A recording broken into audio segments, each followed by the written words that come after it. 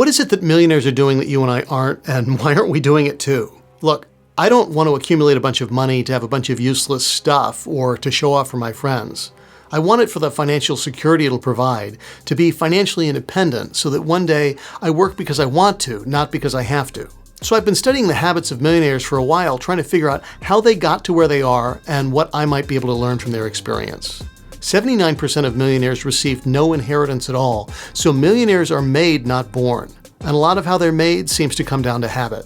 I'm sure there are tons of videos dissecting what Elon Musk eats for breakfast or what Warren Buffett's morning routine is, but those people got to where they are on way more than habit, and their lives are so different from the rest of us that any comparisons probably wouldn't be relatable. In this video, I'm focusing on what regular Joe millionaires do and what habits support them in their journey. First of all, though, we need to define what a millionaire is and what it isn't. A lot of people, when they think of a millionaire, think of somebody with $1 million in liquid assets, cash, stocks, bonds, gold bars, Pokemon cards, whatever. Somebody who could spend $1 million tomorrow. But that's really a different level. When we talk about a millionaire here, we're talking about somebody with a net worth of $1 million or more. Somebody whose assets minus liabilities or debts is more than $1 million. The difference is that net worth includes illiquid things like your home equity, vacation rentals, cars, boats, and your polo pony. And that's how people can be closer than they think to that magic number. Start early and contribute to a 401k for several years, and you can easily surpass the $1 million mark. Or if you've got a paid-off home worth the median US home price of $416,000, you're more than halfway there already. And before you go crazy in the comments section, I get it. It's easier said than done. There's tons of opportunities for best laid plans to go off the rails. Average people can barely find $600, let alone $6,000 to squirrel away. But hear me out. Do you want to be average or do you want to be extraordinary? Habits lay the foundation for excellence, so here are 5 key habits of millionaires that I've observed. First, they spend less than they make. Okay, that's probably glaringly obvious, but it's also the crucial first step, because without a surplus, that is money left over, there's no possible way to build savings. And regardless of whether you think it's possible for you to save, that's the first step. It's the difference between earning to spend and building wealth. How do they do this? That's the second habit. They prioritize. They know what they're spending their money on, and they know what they don't spend their money on. Dave Ramsey calls it giving every dollar a job. You can call it having a budget or not, but what it really means is that money is being spent intentionally and on purpose rather than obliviously and indiscriminately. You don't have to live like a monk or go on a crazy spending diet if you're not deeply in debt right now. And no one's saying you can't take that dream vacation to McPherson in Kansas. But the millionaire mentality is to have priorities. And if you really are dead set on taking that vacation, maybe you're okay driving your 10-year-old car one more year. Or if you've got to get a new car, maybe that vacation will have to wait. Wealth is about what you accumulate, not what you spend. We all have priorities, I'm sure, but millionaires seem to have a clearer picture of what theirs are and how they're going to stick to them. And the best way to stick to priorities is to make prioritizing into a habit by building a system. That's the third habit of millionaires. They create systems for their habits, both with money and otherwise. James Clear and Charles Duhigg have written 2 of the most important books on habit formation and why it matters. And if you have any interest in building a better life for yourself and haven't read The Power of Habit or Atomic Habits, go read them as soon as you finish this video. One of the best ways to change long-term behavior is with short-term positive feedback. Good habits often have negative consequences in the near term and positive ones later, so you've got to do something that makes you feel good about it in the moment. Jerry Seinfeld has talked a lot about his productivity system for writing jokes, and it can be summarized in 4 words.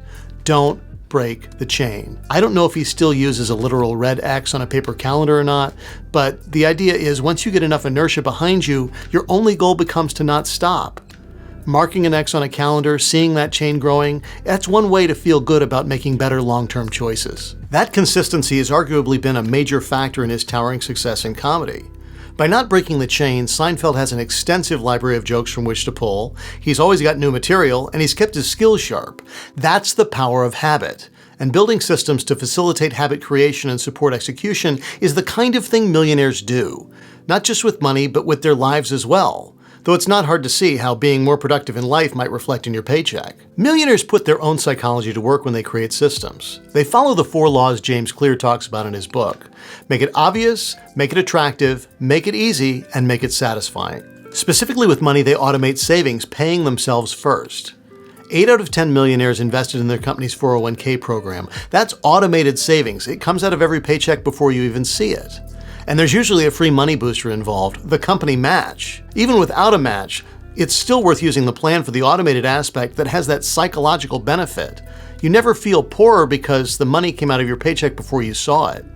Whereas if you have to manually transfer money to savings, you feel like you've lost something, and nobody wants to feel like they lost money. I suppose some of this is self-awareness, or at least self-honesty. Humans seem to be predisposed to overestimate their own talents or willpower. Millionaires recognize that they aren't perfect and they need systems to help keep them on track. I know myself. I lack self-discipline. I'll spend the same dollar I think I have twice without realizing it. So I've had to put a system in place to make sure that what I want to have happen with my money happens. And now it's totally automated, so I really only have to think about it once a year when I update the amounts. Leave a comment below if you want me to make a dedicated video about my own money management system. Look, obviously I'm a big believer in making things easy and automatic, and that's a common trait of millionaires as well. If it can be automated, they do it. Why take up valuable mental real estate worrying about something that could be automated? Automate your credit card minimum payment so you never miss it. Calendar key payment dates so you don't forget. And manage your tasks with an app so that you never forget a great idea. As David Allen has said time and time again, your mind is for having ideas, not storing them.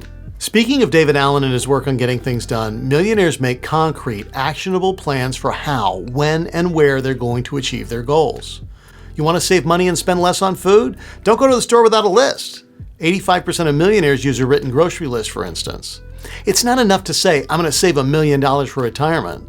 You got to be specific and say, I'm going to max out my Roth IRA by saving $220 from every paycheck and investing in index funds at Vanguard or Fidelity or Schwab. Smaller steps done consistently can drive massive outcomes, whether it's saving more, losing weight, learning a new skill, or making a difference in the world. If you're 30 years old today and started investing $6,500 a year in a Roth IRA until you're 65, at an average 8% interest rate, you'd have more than $1.3 million, tax-free. If you started at 25, the numbers are even better. You'd have more than $2 million. Now I get it, $6,500 a year sounds like a lot, but if you break it down, that's $17.81 a day, or the difference between eating out in restaurants a couple times a week and cooking a few more meals at home. The final habit, and it's a habit in the true sense of being a routine performed regularly, is, by and large, millionaires don't get caught up in living like how they think a millionaire is supposed to live. This concept is drilled over and over in the book The Millionaire Next Door, and the concept of rejecting comparison spending underpins the financially independent retire early or FIRE movement. Most of the people you see living a life of conspicuous or even ostentatious consumption don't have a lot of actual wealth. They might have high incomes that support lavish spending, but they're not wealthy. We're surrounded by people who drive expensive cars or have homes in expensive neighborhoods, and it's easy to get caught up in the peer pressure to upgrade our standard of living as our income increases, or worse, as the standard of living of our friends increases, regardless of whether our own paycheck has gone up. I'm going to make a bold statement here. If the only way you can afford to buy a car is to lease it, you can't afford that car. While some millionaires may spend on luxury cars, many have made the decision they're okay driving a reliable used car instead. Indeed, 25% of millionaires haven't bought a car in 4 or more years. If you can get over the desire to keep up with your neighbors and drive an older car for longer or live in a house no bigger than you need, and you invest that savings, you'll be well on your way to becoming a millionaire yourself. And in case you think I'm trying to be preachy here or that I think I've got it all figured out, I'm not and I don't. I've struggled to adopt these habits myself, especially that last one. And it wasn't until the Porsche I was driving 10 years ago needed $5,000 in work that I seriously reevaluated my monetary priorities, sold that car, and bought the Ford I'm still driving to this day. As a car guy, would I have loved to have had a couple new cars over that time frame? Yeah! But not as much as I've enjoyed not having a car payment, saving for retirement, and spending more time with the people who matter to me in life. I'm not a millionaire. At least not yet. But the math says I'm probably going to get there eventually if I stick to my plan. And despite this pervasive feeling that getting ahead is impossible, becoming a millionaire can be an achievable goal for many, especially if you practice these 5 habits many millionaires have adopted. There's a whole lot more, but these are 5 things I noticed. What have you seen successful people do? What do you feel is overrated or underrated? Let me know in the comments below. Thank you so much for watching, and until next time, we don't have a problem. We've got an opportunity.